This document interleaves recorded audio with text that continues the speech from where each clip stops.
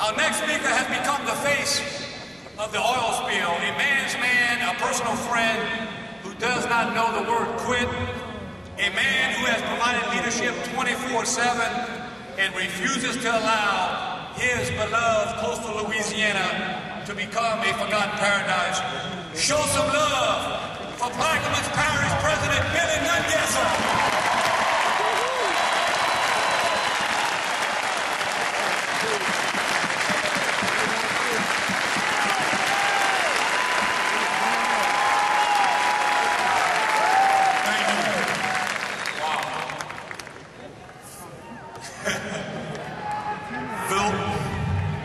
Thank you.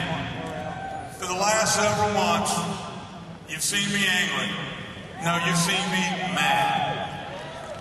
In the last couple of weeks, I've been calm because we are winning the war against the oil that has been attacking our shorelines.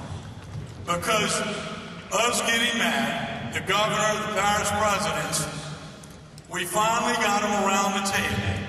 We're finally deploying our fishermen, and we're finally winning the war against the oil that is coming to shore.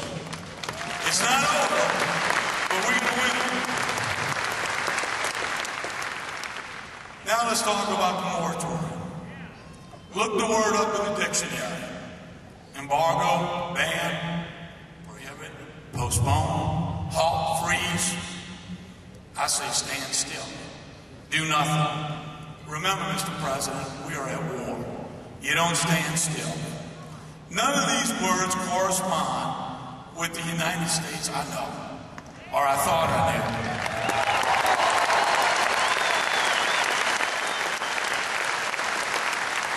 Throughout the world, Louisianians are people known as inventors, entrepreneurs, fun-loving people who work hard, survivors. No big no job too big, no challenge too great. But our people, our skills are in a stranglehold because of the government and one foreign company. We can't allow this to happen. A complete standstill, Mr. President.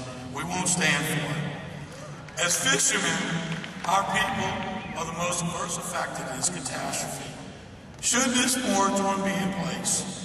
Yet, brothers, sons, families that have been affected by having their nets out the water are now affected by the moratorium. The numbers are staggering. 42,000 wells drilled, 73,000 miles of pipeline, 100 years of oil service to this great country. It's a tremendous legacy that we're about to lose. We will not let it happen.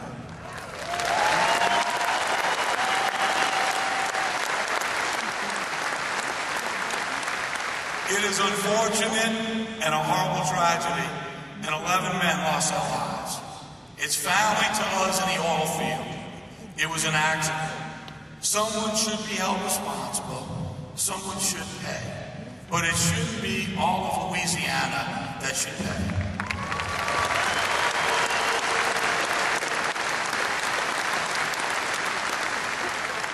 This accident has grown to an economic disaster of the highest proportion. LSU says in the first 6 months, it could cost 8,200 jobs, $2 billion to the economy, $98 million in state and local taxes. Nationwide, 12,000 jobs at a time we need more jobs more than ever. $3 billion in economic activity. This is unacceptable.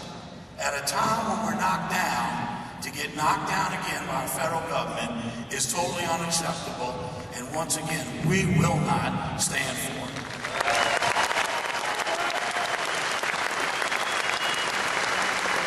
You know, I've been asked many times, is the fish safe to eat? Is it safe to eat the seafood? Is it safe to drill? And the answer to these are yes. Yes, it is safe. Mr. President, I've heard you say many times, yes, we can. We need to hear it one more time. Yes, we can.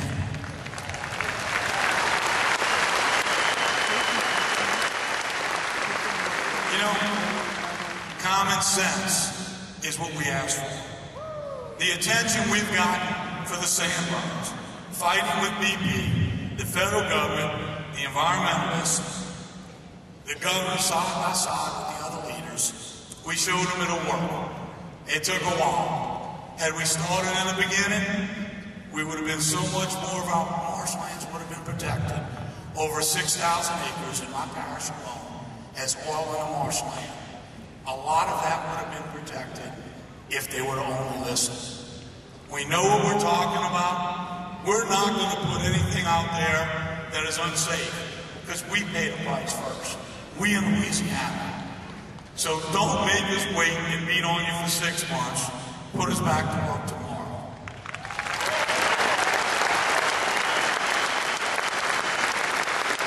You know, talking about the burns and the Barrier Islands, we signed a deal in Vicksburg with the Corps to put this plan together over the last 3.5 years. I wish I could say it was my plan, but it came from old-timers, people like you, that said those Barrier Islands are what we need. I was just a messenger. But Vicksburg said, if those islands built the way they're planned were in place before Katrina, New Orleans wouldn't have got water. Now this is the Corps of Engineers, yet we continue to get a fight. When is the federal government going to listen to the people that know best about drilling, about building Barrier Islands, and get out of our way?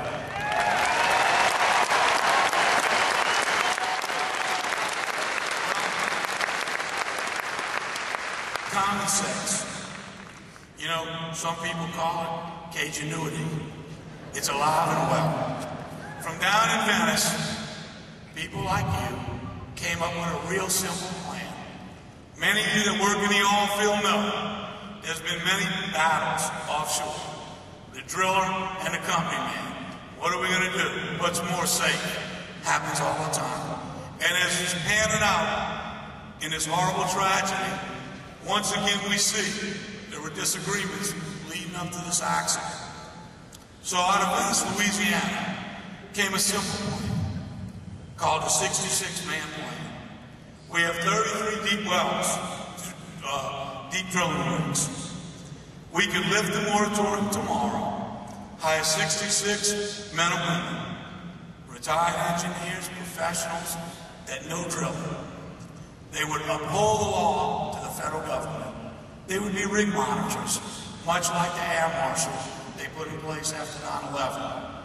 The rigs would become 99% safer tomorrow, not in 6 months. Simple plan, it will work.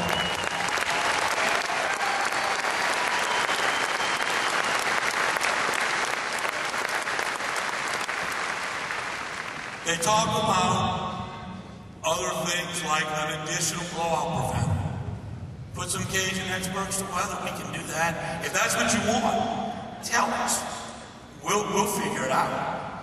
But don't make us wait 6 months. Don't spend my tax dollars, your tax dollars, on a bunch of fancy lunches and dinners and photo ops with the president and come up with no better idea.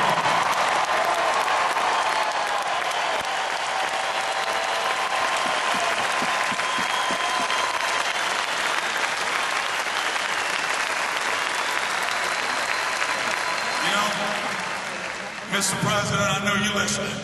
I know you're watching. You watched and listened for 45 days while the oil destroyed my parish and other parishes. And then you said build the berms. And now we have quarters barge out there. We haven't seen much oil lately because we're out on the front line picking it up. The fishermen, along with BP, are doing a lot better job. They finally listen. We don't have 6 months, Mr. President, for you to listen.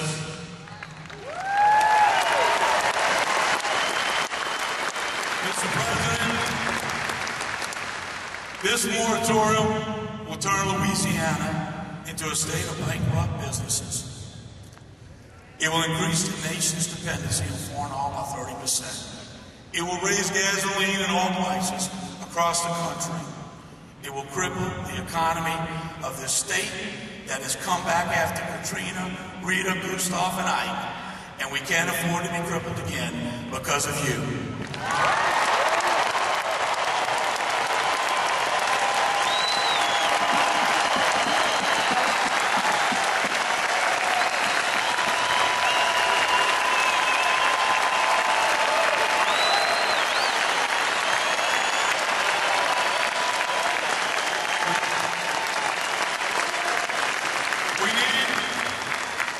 This moratorium now and get back to work and stop standing still. It's time, Mr. President, for you to say it one more time. Yes, we can. Yes, we can drill. Yeah. You told me, Mr. President, in Grand Island, don't call CNN. Call me at the White House first, and we'll take care of it. I'm calling you right now. I'm calling you right now to lift the moratorium on illegal abortions.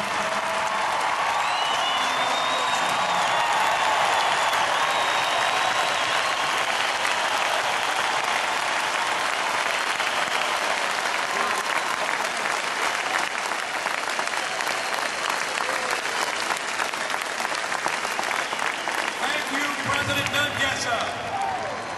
America's evening news will never be the same because of your courage and your leadership.